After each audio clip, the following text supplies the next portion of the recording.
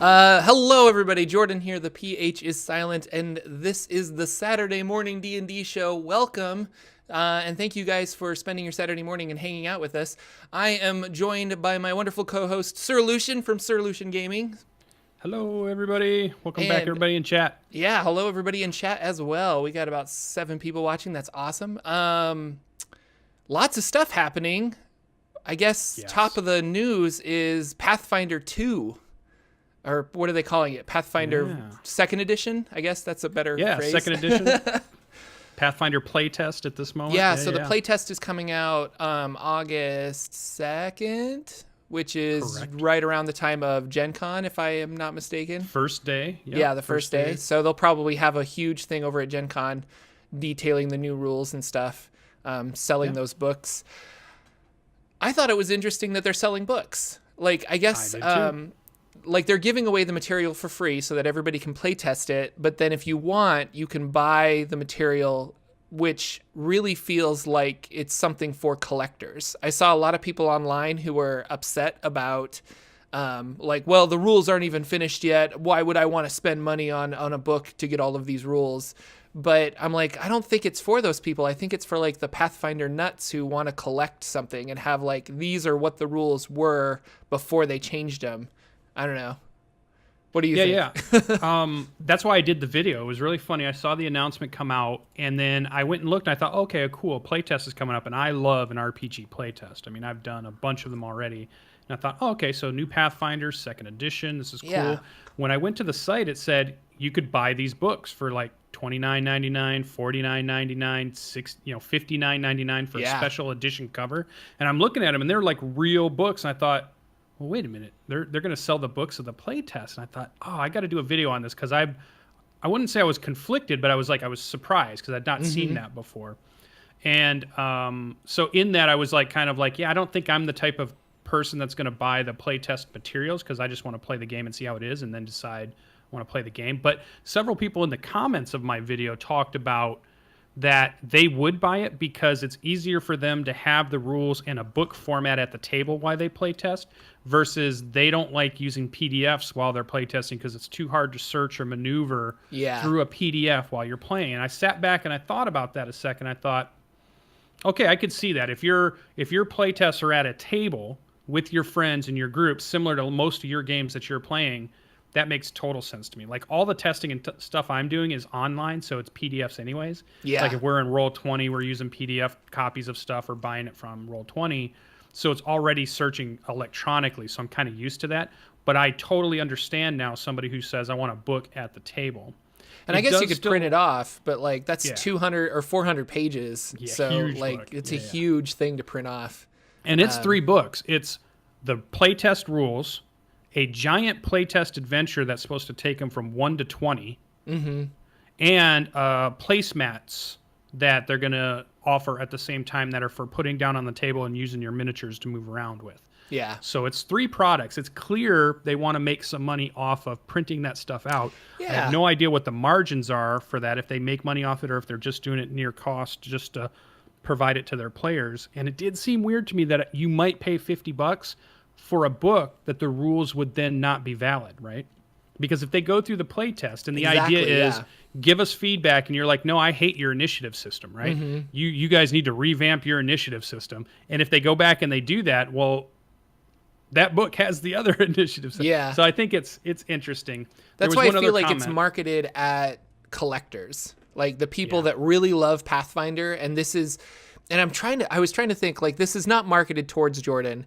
But like, if D&D did this, would they, like, if they were like, hey, we're going to make a really nice thing of our 6th edition, and Jordan really loves D&D, I was really racking my brain whether I would buy it or not. Because, like, on the one hand, I mean, it's just something to sit on your shelf, but it's kind of cool. Like, it's a something to put on your coffee table, and people can flip through it, and they're like, oh, man, like, this was how it was originally supposed to be before the playtest. Like, that's really cool. So I don't know. Though that market is probably like me, you, and a few other people that are interested in what the rules might have been, like 1.0 versus what they are in actual. Right. But you're right. We're big gaming geeks, so we would definitely get into that. Because I posed that same question to myself. I said, let's say Wizards of the Coast sent me an email and said, hey, Lucian, we love your channel. Here's a 400-page PDF to Dungeons & Dragons 6th edition. Do you want to buy the hardcover? And I'd be looking at that like for $49.95, and I'd be thinking, man, I already buy a bunch of your books. Yeah. And I do want your game, and I can have the PDF so I can play your game. Do I want the hardcover? It's a tough sell. Yeah. It's a tough sell for me. I'm already buying so many of their books. Yeah. And you know you're going to get the book when it actually is released. So, yeah. But I don't want to discourage anybody that's a gigantic Pathfinder fan. If this is like the coolest thing ever and you want to get those books, I encourage it because it helps their company continue to put out content. They put out quality stuff. So it's not like you're paying $49 for something that's crap. You're putting out quality. I think of it as you're paying for the artwork, because I think the PDF may have the artwork in it, but it's never as good as if you have a book that has it, in the pages that you can flip through. So to me, you're paying for the printing, you're paying for the artwork, you're paying for them working on it, and you're giving them some extra money so they can keep continuing, their company and their business. So if you like their company, do that. I didn't even think about the artwork because I think the D&D Next playtest didn't have a lot of artwork, if any. Right. Like it was just here's the math, here's the rules, etc. So there must be artwork in this. Like this must there is. be like it's a full book. Okay, yeah. If they're selling it, I was like, it must have that, because if they're selling just 400 pages of rules, like here's your textbook, Kathunk. Yeah, and there was a question in. They are selling a softcover version. They are selling a hardcover version, and they're selling a premium cover version with some different artwork on it. So it's like a real release, and you get the PDF for free if you want it on August 2nd. You can go to their website, you can download the PDF, and you can play test the game in their playtest campaign and all that stuff. So you don't have to buy it to play test. It's definitely not a gated test. Although I'm a guy who pays money all the time in the computer game industry to say, hey, I'll play your beta. Here's my $20. Yeah. So why not in the RPG arena? So I didn't want Pathfinder that announcement to take up too much, but it's definitely a cool conversation, and it's something that I think everybody should take a look at. Maybe we'll put the links in your video when it goes up. Oh yeah, I can do that for sure. And it can show that. So have you played Pathfinder? Like, just to stay on this topic for too much longer, but I played it one time, and it plays very much like 3.5. Mm-hmm. And the reason we were looking at it was because the person didn't like 4th edition when it had come out, D&D 4th edition. Yeah. So, but they wanted to play something that was different than what we had been playing. And so he picked up Pathfinder. He picked up their world is called Galarian or something like that. Galarian? I don't know how to pronounce it. Oh, I don't know. I was thinking Midgard, but that's the Kobold Press world. Yeah, no, it starts with a G, the one that's their actual world. And played a lot like 3.5. I mean, it was, like you said, we had talked a little bit at pre-show. You've heard it called 3.75, which I think is a very apt moniker for They just fixed a lot of the problems that were in 3.5, if I know my Well, and here's the thing. RPG the guys history. that did it were two guys that came from Dungeons & Dragons. They worked on Dungeons & Dragons 3rd edition when Wizards of the Coast decided they were going to go to 4th edition, and they were going to make a bigger change because of the OGL, the Open Gaming License, allowed people to use the OGL rules, the SRD 20 rules. Yeah. They went off and built their own company and continued to do things that were 3.5 like related. And that's how that whole company, got going. Eric Mona and Jason Bowman, Yeah.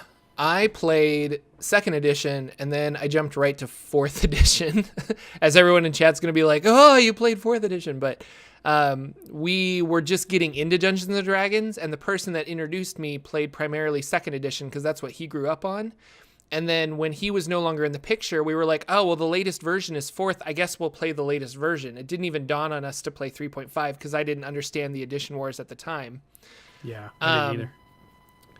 But so I have not played 3.5, nor have I played Pathfinder, but I'm really curious about these rules because I think competition is really good. I think honestly, Pathfinder was probably one of the best things to happen to the franchise of Dungeons and Dragons because before that they were like, oh, well, we're kind of the top dog in town. And then when Pathfinder was super popular over 4th edition, they had to like readjust, and basically we get 5th edition because of that, because of the what do players want, and we need to have excessive play tests, and we need to understand that not that the rules are necessarily balanced, because you can have an unbalanced thing at a table and just the GM can kind of fix it, but to really, how do we make these rules fun, I guess, and how do we make the game fun? And I think that was because of Pathfinder. So the fact that they're making a 2nd edition is the next logical step for Pathfinder,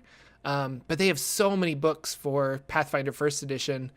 They just couldn't keep making books like that. Like, I think eventually you're going to get the same thing with 5th edition. They're going to have to make a 6th edition just because they can't put out more content for that. Well, they could, but like you're 24 books of content. Yeah, you're not bringing in new players with books like that. And they're like, how do you bring in new players? You start with a new edition where people can like to start see kind and of jump like a documentary of moving from 3rd edition to 4th edition to 5th edition, how Pathfinder fit into that, and how the psychology of gamers who decided at some point, a majority of them that were loud enough to decided that 4th edition wasn't very good, and was able to convince many people who were just getting into the system, oh, I keep hearing bad things about 4th edition, I'm not going to play it. When in reality, we've talked to people who loved that game. Matt Colville loved 4th edition. Yeah. So there are people out there that think it was a great edition, but yet somehow it got moved into the general knowledge and collection or consciousness of the tabletop role-player games that 4th edition wasn't very good. And Pathfinder became super popular because of it. And then, like you said, 5th edition had to grab those reins back. So in some ways, Wizards of the Coast has to owe them a little bit for keeping the whole genre relevant during the time they got 5th edition up. And then we hit the renaissance boom of what 5th edition and tabletop role-playing is in the last 2 years. Is through the roof now. I mean, it is crazy. The Player's Handbook is like in the top 10 of Amazon's best-selling book list. Yeah, still. A 5-year-old book. That's crazy. So that's an interesting subject. I'd love to see if somebody does a true full-on documentary, talks to all the people involved, talks to people who look at the psychology of the time, because that would be a fascinating watch for me. That would be a fun movie. Totally into it. Yeah. Chat, go out and make a documentary so that we can watch it. Somebody in chat, please. All right, that was good.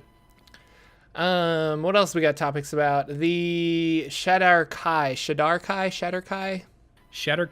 Yeah, so this is the new, probably playable race that's going to be in Tome of Foes. Did you see, speaking of Tome of Foes, did you see that they tweeted out the Gith stats? Yeah. Yeah, so that was really cool. I didn't see the stats. Oh, no, yeah, so they tweeted out that somebody was like, it was on Twitter, and I forget who it was, but some guy was jokingly like, here's a picture of the cover, and then it was like an hour later, it was like, well, nobody's around, so here's a picture of page 242 or something, and it was the Gith stats. And it's typical stats or whatever. You speak Gith in one other language, and you have like a +2 constitution or something. I forget the actual stat bump, but it's really cool. So it's going to be a playable race, and I think the Shadar Kai is going to be a playable race.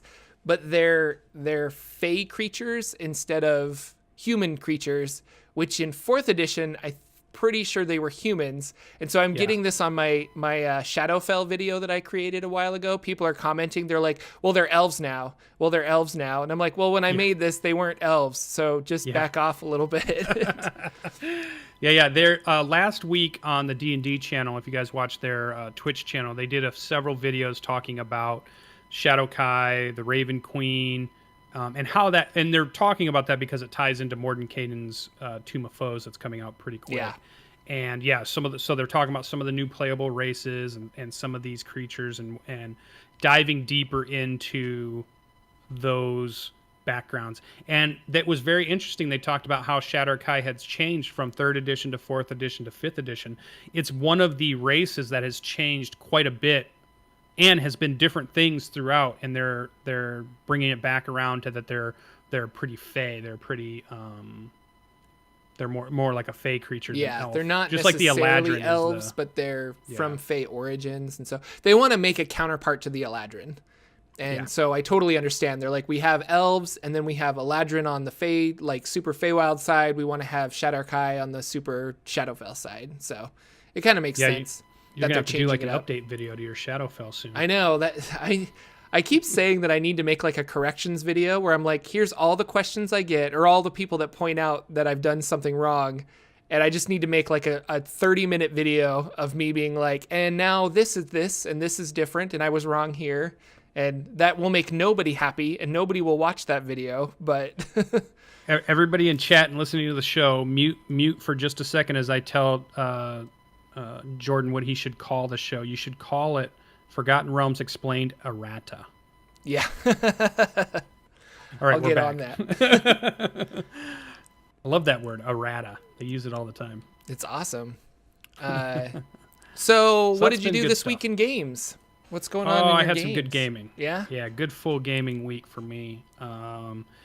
Monday night, Storm King's Thunder, my team, my group, my players, my heroes got themselves out of jail by talking instead of fighting their way out, which was a much better way than they had started to think about doing it. And so they got themselves out of that, and they had a nice little fight with the Weevil. They are now heading north to collect a bounty, and that's going to kind of move that storyline on. So it's a pretty good set. It's a pretty good couple of episodes as they kind of keystone cops it through a couple of things there. So they're pretty entertaining if you watch the last two. So that's been pretty good. My Borderlands session on Thursday was fantastic. Again, this is the one I'm not streaming. This is the one I'm not even recording because the players in it are friends of mine. Yeah. And they weren't necessarily as comfortable with putting their stuff out. They wanted to just feel a little bit. They didn't want to have to feel like hundreds of people were watching them or anything. But this game is so good, and I should be putting it out there because they're really into their roleplay characters. They're really into diving into their player personalities and the things that happen. One guy's playing a very PTSD kind of character who these battles keep going the wrong way, and he keeps getting more and more upset about it. And he's like, why are we doing this? This is stupid. This is so dangerous. Why are we even out here? And it's just really good the way he plays it. And lots of good backstory, lots of good dungeon delving episode. And they were just really into it. And it was just like super fun game. Eventually I might talk them into letting me put it up because it is so good right now. So that's been really fun. What I liked about that too was it was a good session from a DM standpoint because we continue to battle in a dungeon environment, basically. They were in a room and they decided to search it, but they had just used everything they had to beat the room they were in, right? Mm-hmm. And so they were all talking about maybe we should rest, maybe we should rest, maybe we should rest. And I'm thinking in my mind, well, yeah, I know it's in the next room. You guys really should rest. Yeah. But I'm not saying anything. And one of their guys wanders out and triggers the second room. Oh, no. So they have no spell slots. They get into a big fight they can't win at this point. Things start to go bad, but they do the thing that we always tell people is if a fight looks bad, get the heck out of it. And they did it. They use disengages. They use dashes. They use a very good way of moving through the hallways to get all of their group out. And they were able all to get up and out, up into the forest. And I didn't chase them any further than that, not to be, a jerk about it. And I thought it was good. I wanted to reward them for saying, hey, we got into a fight we couldn't handle. Mm-hmm. Let them get out. If they're going to make the effort to get out, let that happen. Don't really just dive in on them. If they're going to stay in the fight, throw everything you got at them. But if they're going to make that extraction, then, kind of let that happen so that they learn the idea that they can leave a fight. So I really liked that in that session for my players. So that was pretty cool. Sounds epic. It was so good. I'm having a lot of fun. It's my homebrew. It's my pre-hex crawl West Marches game. It's all stuff that I'm doing with zero prep, maybe an hour prep before we start the session. And what's so cool about that is it feels very freeing and very creative to just sit down and say, okay, we've got an hour. I kind of know where they're at. What kind of thing do I want to throw at them? And I'm throwing at them character background stuff. So like I had one of them he's a fighter now, and he's going to move into cleric at some point. but he wanted there to be a game reason to do that, not just a player deciding to do it mechanical reason because he's going to multi-class. And so we'd been talking about at some point would a god approach him, and say, hey, you should be a champion of mine, or we should, this is how it should work. And so he told me that way in the beginning. And this was the first night where I brought that in, where he had a talk with this being that he is obviously godlike and has offered him, if you do a great enough deed, then I will grant you a boon, basically the ability to spellcast or give you power. So it leads into his backstory. And that kind of stuff just comes off of 1 hour of prep without having to write out like a full narrative book that's 400 pages before I start my campaign. This was this challenge to myself to improv really cool things happening with very little prep. So it's been really good. That's awesome. So the West Marches style, they're kind of coming to you at the end of the campaign or the end of the session, and they say, this is what we want to do for next session. Yeah. And then you're just kind of improving, rolling off of that. That's for that sounds awesome. Yep. That sounds really cool. And I'm trying to make we're only doing about a 2 hour to 2.5 hour session. It works better if you've got a 4 hour session, because a 4 hour session is enough for you to say, you guys go out, stuff happens, you come back. 2 hours, we keep running into this. You go out, stuff starts to happen. We don't have enough time to finish stuff happening. So now the next session happens, and we have to finish what's happening and then decide what's going to happen after that. West Marches is the reason you want to do, they go out and they come back, because it allows players to drop in and out of the game. That's the whole point, is to create a game where each Sunday, if you have a different number of players or the different ones show up, they still can gather as a group in a town, go out, do a cool adventure for 4 hours, come back with all their loot, and that's the adventure. Yeah. And so you're trying to do that. The 2 hours, it's not working out as well. So for me, I'm learning, because this is my pre-West Marches, you need a little bit more time in West Marches to make sure they have enough time to go out, do some adventuring, use up all their food, say, oh, it's time to go back to camp, go back to camp. So I'm learning. Yeah.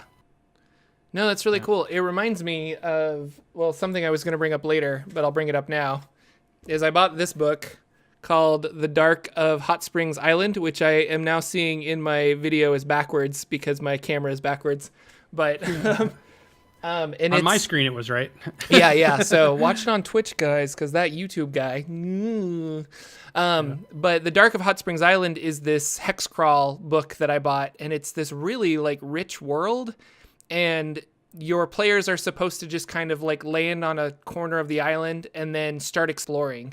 And it's improv friendly because it has all these roll tables, and you're encouraged as a DM to be like, oh, you're in hex number 4. Let me roll all of the things that happen on hex number 4. And then I basically create a story from the like 4 or 5 different things that I wrote. And I'm like, okay, we've got some elementals. They're protecting some like maybe baby elementals. And we've got some like wild rabid boar in the corner. Like, why are they rabid? Oh, there's a disease. And you kind of fill in the gaps as the DM. And then your players inadvertently build this whole story around this island, Hot Springs Island. It's a really cool book. I haven't finished reading it yet, but it's like, I don't know. It's really awesome. And I've been saying that I want to like shoot my players into space, but after I got this book, I'm like, I think after I finish the next like campaign arc, I'm going to have them like drop in on Hot Springs Island and see about running this. Or maybe I should take the plunge and run it online, because that could be really fun too. Ooh, I love that idea. Yeah, Questing Beast did a really good job of selling me on getting that book. So it's definitely on the list of things that I want to get to have as a DM resource and as a thing to say, here's some cool things that you could do that has to do with more of an open sandbox style game, right? Or the hex crawl style game, which I've really been into exploring. It's not that you want to do all of your campaigns that way, but you definitely want to play around with, the difference between like a published campaign, like I'm doing Storm King's Thunder, a homebrew campaign where you've written out all the storyline and all the thing, and then the idea of you haven't written anything out, it's your players, and you're just making stuff up on the fly and really taxing those creative muscles you have as a DM to say, oh, I just rolled skeletons are here, just like you said. Let me come up with a really super cool reason why, So. Yeah, and Indoor Adventure, it's Hot Springs Island is not on Amazon, but if you search The Dark of Hot Springs Island, you'll find that there is a website called Sword Islands. I forget the actual name, but that's the company that makes the book, and they'll sell it to you there. It's not cheap; it's $60, but the PDF is only $15, and it's a really awesome PDF as well. I just wanted the physical book because I like physical books and collecting, and just like we were talking about with the playtest, I like having the physical book at the table rather than a PDF. But yeah. And as far as cool. Cyberwolf had a good question too, I wanted to ask, are there any modules you've played in that are good West Marches style adventuring? And I would almost say I haven't played Hot Springs Island, but that seems like it could be, because at the end of the session, the players could say, well, we want to explore this hex next week. And so you could prep that next hex by rolling on the tables and what have you. But I don't think there's a lot of 5th edition adventures that are like West Marches in general, except you have something to say. So go right ahead, sir.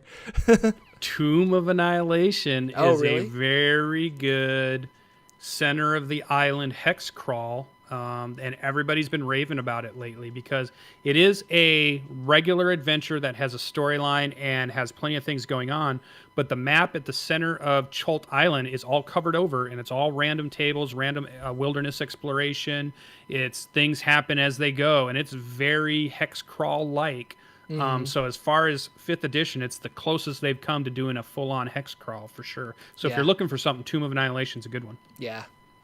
The other cool thing about The Dark of Hot Springs Island is they made 2 books, and they made another book called The Field Guide of Hot Springs Island, and that's supposed to be like an in-game book that they can find. So you buy this book, and like if your players come across it, you basically hand over this book to your player, and it's got notes and like information on the different plants and animals there, and like which is poisonous and which is not, and like some like field guide kind of interesting stuff. And I didn't buy that book because it was an extra $40 and I wasn't prepared to drop $100 on RPG books. But now that I picked this up, I think definitely next paycheck I'm going to try and pick that one up as well, because it just completes the set, and it's a really cool idea to be able to like hand that to your players. Yeah, and I should say, if you buy the books, you get the PDF. They did not sponsor this show, by the way. I just really like Hot Springs Island. Though if they want to sponsor the show, we would never turn them down. But for sure. So any other games that you got going on? Video wise, I did some stuff. I made some How to GM Masks videos. Right. I'm doing a series, and that's a superhero RPG, right? Tone. Yeah. Powered by the Apocalypse system. It's what I did at Gen Con not too long ago. And I'm going to be doing it Marmalade Dog coming up pretty soon. And I thought they were just videos that you can find some actual plays out there, but I thought I would put together a nice, here's how I would run the game, and here's how I set things up. Here's how I go through character creation with the players at the table. Here's how I run the game. Here's how I set up a couple of scenes to teach the mechanics to then set up how the rest of the adventure goes and the ending scenes and that kind of stuff. So I hope it'll help anybody. It can be used for anything, but it's definitely meant for a new generation. I keep saying the next generation, but it's a new generation. And also it's mostly just a test format of how to do some different videos. So we've been doing a lot of live stream stuff. We've been doing a lot of actual plays on my channel. I love that Jordan does the Forgotten Realms Explained stuff. So it's a little homage to how Jordan does some of his videos. I thought I'm using a little bit of that style to play around and get my video editing skills, a little better. And so hopefully I'll be doing more of those things. Yeah. Cool. Sounds awesome. All right. So, hey, Graybeard's hosting us. That's good. Thanks, Graybeard. Thank you, Graybeard. I did walk down to my game store and walked in and said, place my Mordenkainen's Tome of Foes on reserve. And I'm going to get the alternate copy that you only get cover. The special cover, yeah. Store. Yeah. Cool. So that is on order. Can't wait to get it. The day it comes in, I'll bring it home and I'll probably, just like everybody else, do a video on it. Yeah. Standard Array, I skipped this last Sunday because I didn't have a topic and I'd still been dealing with flooding in the house. And at that point, I just really did not want to do anything at 8 o'clock at night after bailing water all day long. So I skipped it. But hopefully tomorrow night I'll have something interesting for you guys if you want to stop by. Probably going to be an 8 p.m. Eastern show. And I'm just going to... PB's not back yet, So it'll just be me rambling, but you can swing by for that. And then I'll save that last piece there on our notes probably for the end. And then if we still have any time, but we need to let you talk. Jeez, I went through the whole thing. What did you do, Jordan, in Dungeons and Dragons this week? Well, in D&D, I did. I read Hot Springs Island, which was, well, I got about halfway through that, or 3/4 of the way through that. But in RPGs in general, on Monday I played my Numenera game over on Saver Dice, and that was our second session. And the first session, I had like a moderate amount of fun. I'm like, okay, I'm kind of figuring out Numenera. But that second session, I definitely had a lot of fun. And I think the system's kind of clicking with me. And just like the characters, we kind of know each other more than just, hey, we're playing a random game now. Because we've had at least one session down. So we were kind of like joking back and forth. And that was awesome. And if you want to check that out, you can check it out on Saver Dice channel. But we nearly died, and it was an amazing experience. So we're kind of in this like jungle setting, and we're trekking through this jungle, and all of a sudden these spiders come down, and they've got 7 little like spider legs, and then their 8th leg are actually human hands. And I was just like, creepy. I don't like it. So they were like shooting out webbing and trying to like wrap us up and stuff. And it's funny because one of the characters, Silica, she was like, well, I'm going to try and like reason with them. And the poor DM was looking at her just like, you're going to reason with this. Okay, reason away. And so she rolled really well, but it was one of those things where it's like, they don't really understand you. And my dog is whining. So sorry about that. But they didn't really understand her. And so they're basically trying to eat us. And then I proceeded to roll natural 1 after natural 1 after natural 1. I rolled 3 natural 1s in a row. And in that game, when you roll a natural 1, the GM gets something called the GM intrusion, where he gets to change the battlefield in some way. So my first natural 1 is, well, actually I rolled really well. In Numenera, you roll defensive rolls and you roll attack rolls. So when the spider attacked me, I rolled my defensive roll, which was really good. And because it was so good, he said I got to change the battlefield a little bit. So I said, he's trying to grapple me with like some spider web. Can I grab the spider by the web and like swing it around in a circle and try to hit a tree or something? And he's like, sure. So that was my attack. I rolled a natural 1. So he said, as I spin this spider around, the webbing like gets around my hands and my hands are now tied together. So for the entire fight, I was running around with my hands together, trying to like hit or squeeze or like shoulder knock down these spiders. My next natural 1, the GM said that the spider then stole my weapon, which was a big 2-handed hammer.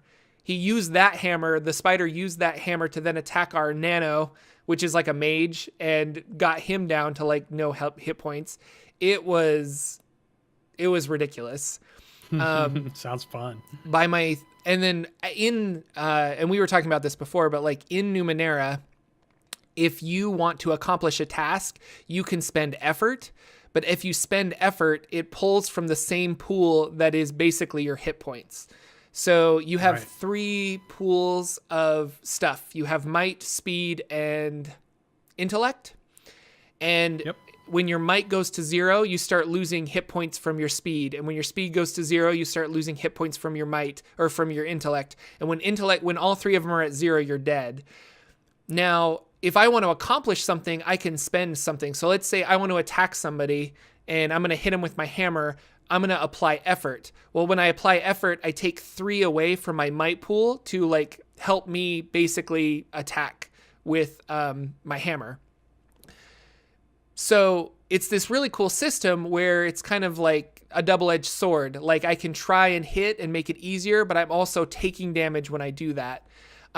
I have a might pool of 21 points, and by the end of this fight, I was down to 3. I had 3 might left, and it was just ridiculously intense.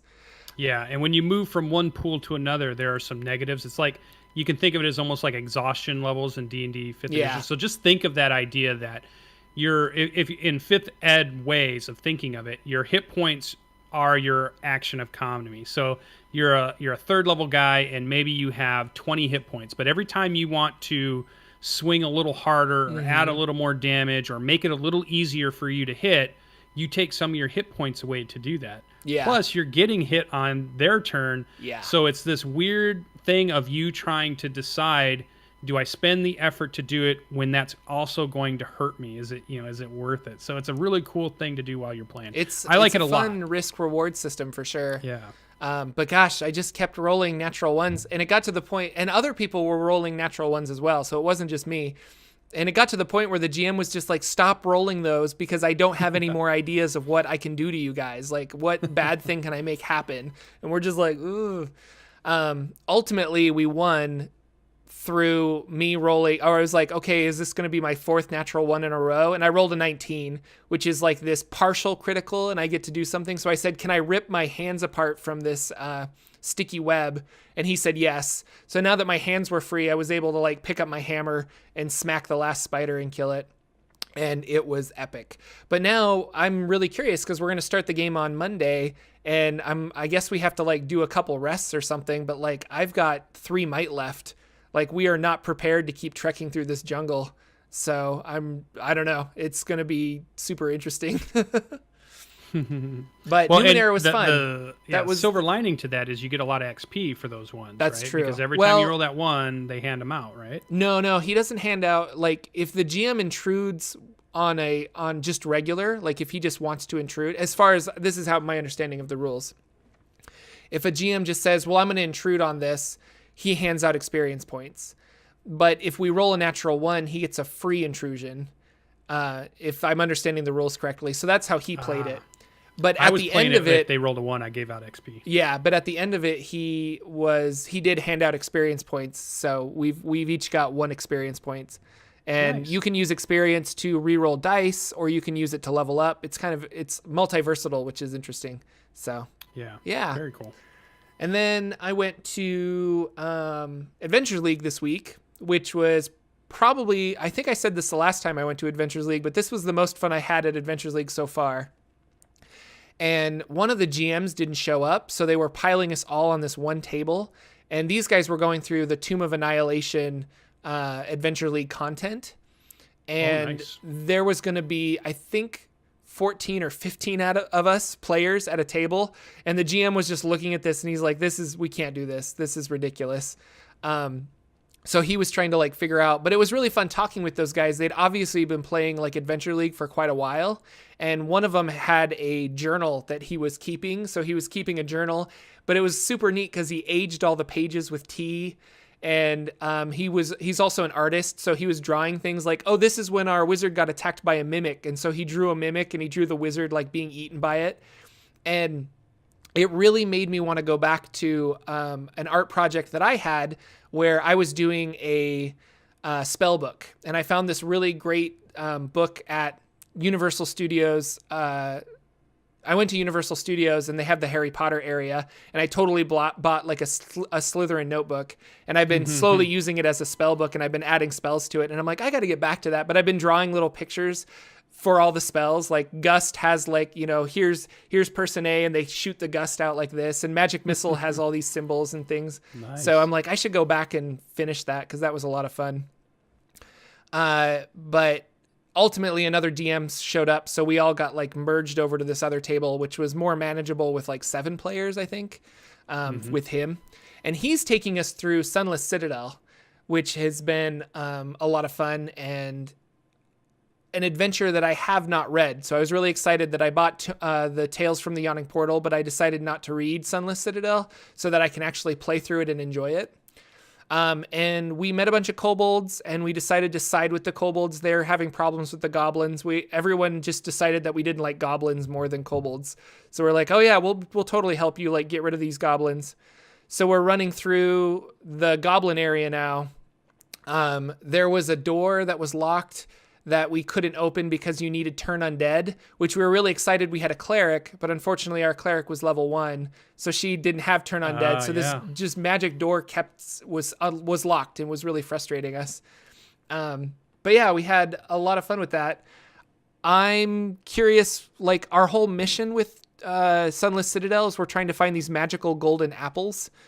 And so far we haven't run into anything like that. So I don't know if the goblins have them or the kobolds, but it's been really fun running around. And I got to level 3, although the guy was joking. The DM was joking. He's like, well, how much experience do you need to get to level 3? And I'm like, oh, like 168. He's like, you get 162 experience. I was like, what? Everybody else got like 300. So they gave, I finally leveled up. So now my bard is level 3, which I get, pick your college, right? Yeah, the college. That's what I was trying to think of. So I chose College of Swords. So I'm going to be this like melee bard, dual wielding scimitars, and I think it's going to be a lot of fun. And nice. I don't know, like I said, like now that I'm talking, I'm playing in Numenera and I'm playing in Adventures League, but before this I really didn't get to play a bunch. So I'm getting super attached to this bard, and I'm making like little spell cards for him, and I'm having a lot of fun. So cool. Yeah, it was a fun week of D&D for me. So it's a lot of Jordan playing, not a lot of Jordan of running any games, I'm hearing. No, didn't run any games because, again, my players are busy people. So we're hopefully going to play tomorrow, and then I'll have some more stuff. But as far as that's going, they're just wandering the desert, and they ran into a caravan of people. And once they talk to those people, they have to make a decision whether they want to help the caravan or they want to go back to the city, and I'm prepared for both. So we'll see which direction they want to go. And which I like giving players options like that. Like me as the DM, I can really go any way. You know, some DMs, they're like, well, I prepped this huge thing, so whatever decision you make, you're probably going to run into that huge thing that I prepped. Excuse me, and that's a really fine way of doing it, but I don't mind prepping 2 things at once, or at least having enough prepped that I could run either one with significant improv. So it's really like, do they want to restock up and go back to the city, or do they want to help this caravan with their problem of, well, I won't give it away because I think some of my players watch this, but are they going to help them with a problem? And either one is going to be a lot of fun. So I don't know. I'm really excited. And I'm always so curious as what they're going to choose. So it'll be interesting. And what level are they? They are level 9. Nice. When they reach the town and finish the town adventure, I think they'll be level 10. And so my Storm King's Thunder group is level 7. So that's been fun. We're getting close to probably level 8 at some point. Yeah. And then the Borderlands one, they're level 2 on the brink of being 3. Nice. So it's do you hand out experience, or do you just do milestone? Storm King's Thunder, milestone. The homebrew Borderlands, I'm doing exactly the way it would be in the book. So you get XP for killing what creatures, and I always give a bonus for if they find something in the room that they're supposed to find. Like they found a book this last time, so they get 50 XP for that. If they do certain things, I put little other things in there that they can earn little bits of amounts, but it's mostly from the creatures they're killing, right off of a thing. So one of them is generating the XP, and they get it at the long rest is when I hand it out. Almost Adventure League-ish, kind of. Okay. Whereas the other one's Milestone. So I'm playing with... The reason I'm doing the 2 is I'm playing with the different styles. The big prep bot system versus the no prep, improv, West Marches crawl, different XP, different amount of time, different number of players, just like all these things I want to experiment with to figure out what I like to do the best. I'm trying them all out so I have a really good vision in my head of how each of them works. So do you find it, like I started using milestone experience because I found that calculating experience is just too cumbersome. Like, is it a problem for you, or do you enjoy it, or? No, so far it's been pretty good, but again, we're down at the lower levels, so It's not as big of a deal at this point. I don't know if it will be later on. And I think when you're calculating XP, it feels slower to me on how often they level up, whereas milestone seems to happen a little more often. But that just could be the module, and that could just be the game itself. There's a lot of factors that could be into that. So far, it's not been too big of a deal. Like they fought in this last battle, they fought 2 vine blights, they fought 2 insect hordes. So it was only 4 things. Yeah. And so it wasn't too bad to split it up by 5 people. Okay. It's been pretty straightforward so far. Yeah, I don't know. I just hate experience like a lot. Yeah. I'd much rather just be like, no, it feels like you guys should be level 3 by now, or like, okay, you finished this big part of the story. Now's a good time to level up. Yeah. But it's also from a player's perspective, because in Venture League we get experience, and from a player perspective, it is a lot of fun to be like, oh my gosh, I'm so close to my next level. And that's where the murder hobo comes in, I think, because you're like, let's just go out and kill something. Like, I don't care what it is. All I need is 25 experience. So yeah. The pros and cons I've heard for our milestone is that sometimes players can feel like it doesn't matter what they do. There's just certain set times where they're going to level up. Yeah. Right. And so I think, but that's on us as DMs to make sure that that doesn't feel that way, even though that's really what's happening. We don't want it to feel that way. We want to feel like they're provided opportunities where their characters have grown, and it makes sense that now at this big juncture, yeah, you've learned some stuff. You know, you've put your time in. So there's a little bit to that. When, like you said, murder hoboing, when all of a sudden they were like, yeah, we're only 20 away. They're like, hey, can we kill the horse? Or what happens if I punch a PC? Are they worth some XP? They just want to kill anything at that point. Like trees, are trees worth 1 XP? You know, they're just going crazy. So did you give experience points out for solving traps and stuff too? Is that part of 5th edition? Yeah, it can be if you wish it to be. Yeah. Oh, okay. You certainly can. They encourage it in the DMG to do that kind of stuff. Okay. Like I said, I just don't kind of whatever.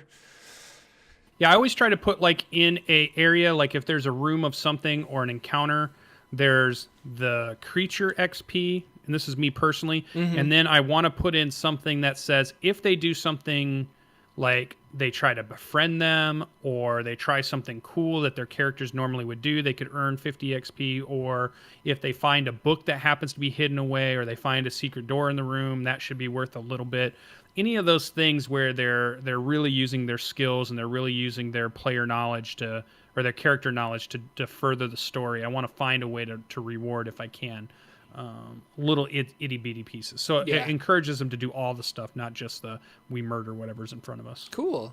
Indoor Adventure had a good question. Do you ever hand out XP for staying out of combat? Because you were mentioning that your people were really smart about not fighting their way out of the jail. They talked their way out of the jail. Yeah, so. And this is what I said at the end of that session. I said, because they did their long rest, and I said, I'm going to give you 50 XP per player for getting yourself out of that combat. And the reason it's only 50, because I have a very good feeling they're going back in to kill them. So I don't want to give them the full value when I know they're going to turn right around in the next episode and go right back in, and then have to give them the value again. So I'm going to give them some to say, oh, you went in, you fought, but you pulled back out. I'm going to give you a little bit for that. And then it's still there if you want to go back and defeat them at some point. I think there will be encounters where I will give a full, like let's say a giant comes in and tries to catch them, and they run away, and they're really clever about finding a cave and getting away from a big giant. At the end of that, if I know they're never going to fight that giant again, I will probably give them the full value of the giant, because they've defeated the giant from killing them. So that still is the same kind of thing as killing them.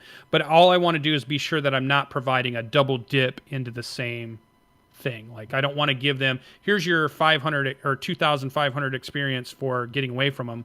Oh, and now you just killed them again, so here's another 2,500 experience. So no, that makes sense. Yeah. And I guess that's a fine line. You have to kind of read your players to see if they will go back or not. But yeah, that's clever. It's cool. Well, geez, we're coming up at the end of our show. Anything else you wanted to talk about before we're done? Well, we're not sponsored by them, and they probably will never talk about our channel. But I did notice that Geek and Sundry is doing a big celebration today on their streaming channel, and it's a lot of role-playing stuff. And it sounded really cool about they have the same characters that are going to play over the 12 hours of play, but they're going to bring in different players for those characters at intervals. Oh, that's kind of interesting. Same characters, different players over a 12-hour span. I thought, oh, that's an interesting idea how that might work out. That was kind of cool. So if you want to check that out, I think it's happening at like 12 Pacific, so it's probably in a couple hours yet, or 2 hours yet. Thought that was kind of cool. I wanted to give a shout out to Indoor Adventure. He contacted me. He was a subscriber from last week. And we're going to do a one shot with him. So we're getting some players together, and we're going to be working it out, and then we'll find out if those players want to let us put it up. Then we'll stream it. If the players are like, I don't really want to stream, then maybe we won't record it. But so far, he's up for it. So we might be seeing some stream content from one of our subscribers. That sounds awesome. Hey, you get to play in one of our games. So that sounds way fun. Yeah, Indoor's like, I would love to stream it. Oh, and Sky Blue Mist, I completely agree with you. XP is a great way to reward players without items. And I think I've fallen into this trap where I have given my players way too many magic items. And they're level 9 now, and they are just like decked to the nines. And some of them had to like retire certain pieces because they can't attune to them all. And I was like, I kind of hand out way too many magic items. Lesson learned. This has been a 3-year campaign that we've been running, or 2-year campaign, I guess.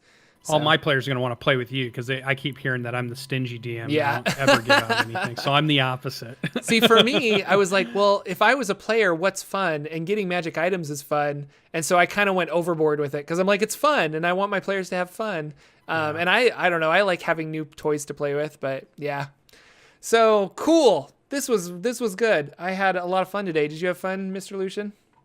I did. This is my highlight of the week every week. I can be tired, I can be down, I can be sad that my house had water in it, and then Saturday morning happens and I'm super happy, and I'm invigorated to do more creative stuff every time we do the show. So I love the show. For sure. You guys can follow us on Twitter. Mr. Lucian is at Sir Lucian Gaming, and I am at Jordan with a silent PH in the middle.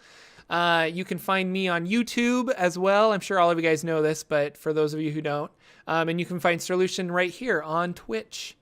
So yeah, and links in the doobly-doo if you're watching this on YouTube for all of those fun places to find us.